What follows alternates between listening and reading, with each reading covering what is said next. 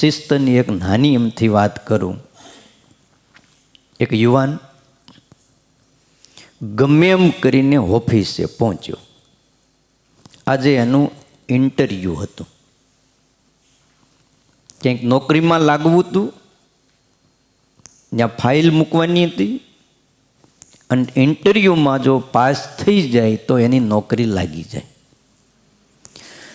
મનોમન નક્કી કર્યું હતું કે જો નોકરી મળી જાય ને તો બીજે રહેવા જતું રહેવું છે. બીજે રહેવા જતું રહેવું એમાં સમજ્યા? મા બાપની ભેગું નથી રહેવું. જો નોકરી મળી જાય તો આપણે બીજે રહેવા જતું રહેવું છે. આ મમ્મી છે, પપ્પા છે, રોજ રોજ નાની નાની વાતમાં રૂમમાંથી બહાર નીકળું તો તરત કહે પંખો બંધ કર્યો.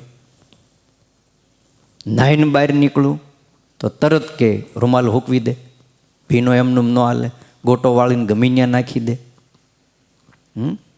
ચાદર હરખી કરી દે, પથારીમાંથી ઉઠું ત્યાંથી ચાલુ થાય, ચાદર હરખી પાથરી દે, લાઇટ બંધ કરી દે. અને હું હાથ ધોઉં, વોશ કરવા જાઉં તરત કે નળ હરખો બંધ કરી ટીપા પડે. કંટાળી ગયો છું. આવું મનોમન એ વ્યક્તિ વિચાર કરતો કરતો ઇન્ટરવ્યૂ આપવા જાય છે કે જો નોકરી મળી જાય તો હવે આ બધી કંકાસથી આપણે છૂટવું છે. ઓફિસના દરવાજા ઉપર કોઈ નહોતું. બાજુમાં પાણીની પાઇપમાંથી પાણી બહાર નીકળતું હતું, એને હરખું કર્યું.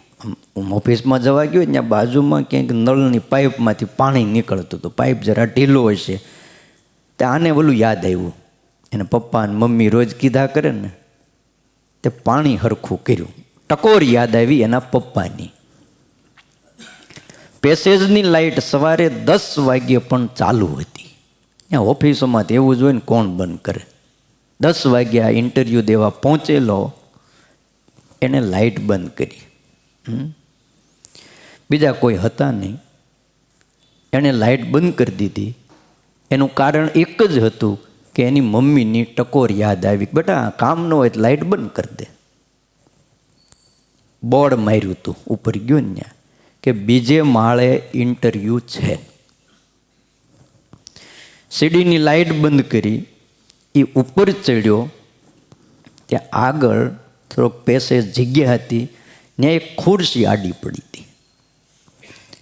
ત્યાં ખુરશી સીધી કરી, હરખી કરી, એક બાજુ મૂકી, અને પછી પહેલે માળે જ્યાં બીજા કેન્ડિડેટ હતા ત્યાં ફટાફટ અંદર જઈ અને બહાર આવતા હતા. બીજા માણસો ઇન્ટરવ્યૂ માટે આવ્યા હતા. એ ઓફિસની અંદર જાય, થોડીક વાર રોકાય, બહાર આવે, અંદર જાય, બીજો બહાર આવે. આ બધું જોવે. અને આણે પૂછ્યું ઓલાને કે હું અંદર પૂછેશ? તો કાંઈ પૂછતા નથી. કાંઈ નહીં. તો કાંઈ નહીં. અંદર જાય, ફાઇલ જોવે, પછી કે કાલે આવજો, અથવા કે અમે ફોન કરશું, નક્કી થાય એટલે તમને કહેશું. આને વિચાર આવ્યો કે કંઈ પૂછતા નથી. એનો વારો આવ્યો, અંદર ગયો, ફાઇલ બતાવી. ફાઇલ જોયા પછી તરત જ મેનેજરે પૂછ્યું કે ક્યારથી તમે જોઈન્ટ થશો? તરત પૂછ્યું. આને નવાઈ લાગી કે પૂછ્યા વગર આ કંઈક મારી સવારના પોરમાં ધનુર્માસમાં મજાક નથી કરતા ને. હે, બોસ એના હતા ને, સમજી ગયા કે ભાઈ આ એપ્રિલ ફૂલ નથી, આ હકીકત છે, તમારી મજાક નથી ઉડાડતા, પણ વાસ્તવિકતા છે. આજના ઇન્ટરવ્યૂમાં કોઈને કાંઈ પૂછ્યું નથી. બસ સીસીટીવી કેમેરામાં તમારો એટીટ્યૂડ જોયો છે. તમારી જે બધી ક્રિયાઓ હતી ને, હાવભાવ હતો ને, તમે જે દાદરમાં નીચેથી ચડ્યા ને ઉપર સુધી આવ્યા ને, એ અમે અહીં બેઠા બેઠા કેમેરામાં જોઈ છે. અને જોયા પછી અમે નક્કી કર્યું છે, તમે પહેલાં કોઈને પણ પૂછ્યા વગર જે ઓલો નળમાંથી પાઇપમાંથી પાણી આવતું હતું એ બંધ કર્યું. પછી ઉપર આવ્યા, પંખો ફરતો હતો, કોઈ માણસ હતું નહીં, પંખો બંધ કર્યો, લાઇટ બંધ કરી, અને અહીંયા ખુરશી આડી પડી હતી એને સીધી કરી. એટલે કીધું તમે એમાં પાસ થઈ ગયા છો. અહીંયા ઘણા વ્યક્તિઓ આવ્યા ઇન્ટરવ્યૂ દેવા, પણ કોઈને એ ન સૂઝ્યું કે જે કંપનીમાં જ્યાં આપણે નોકરી લાગવાનું છે ત્યાં ખોટા પંખા બળે છે, લાઇટ બળે છે, પાણી પડે છે, આ ખુરશીઓ આડી છે, એને સીધી કરીએ. તમારા મા બાપને ધન્યવાદ છે કે તમને આવા સંસ્કાર આપ્યા છે. અને અમારે બહુ ભણેલા ગણેલા નથી જોતા, અમારે આવા સંસ્કારી અને શિસ્ત યુવાનની જ જરૂર છે. કાલથી તમે આમાં લાગી જાઓ. સમજાણું? ગમે એટલા હોશિયાર હોય ને મેનેજમેન્ટમાં, પણ એટલું યાદ રાખજો, જિંદગીની દોડમાં એ નિષ્ફળ જાય છે.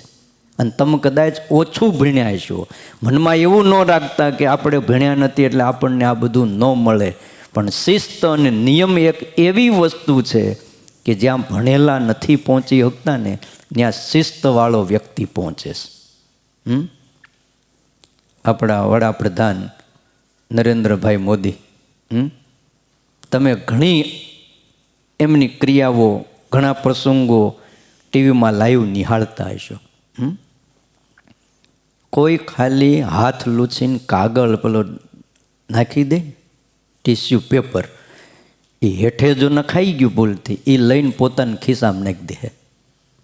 વડાપ્રધાન છે, કચરું કંઈ ખિસ્સામાં ન નાખવાનું, પણ અમુક પ્લેટફોર્મ એવા હોય કે ત્યાં ડસ્ટબિન પેટી નથી હોતી.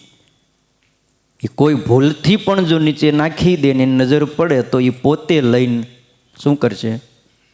ખિસ્સામાં મૂકી દે. બહુ મોટી ઉંમરના એક માજી પ્રવચન કરતા હતા કે આદિવાસી ગામડામાં, હાવ અંતરિયાળ ગામડું, ત્યાં માઇક શું કહેવાય એ ખબર ન હોય, અને માજીનો કંઈક અનુભવ લેતા હતા કે માજી તમને કેમ છે, અને પ્રવચન કરતા હતા. હવે માઇક તો હાવ હેઠું હતું. કેટલાય માણસો હતા, દેશના વડાપ્રધાન છે, ઊભા થઈ પોતાની મેળે માઇક ઊંચું કર્યું, હરખું ગોઠવી દીધું. આ બધું શું કહેવાય છે?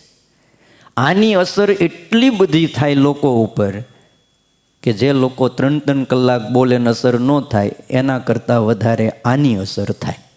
પછી કેવું ન પડે કે તમે અમને મત આપજો, અને ઓલા રાડ્યું રાખી નાખીને મરી જાય તોય મત ન મળે.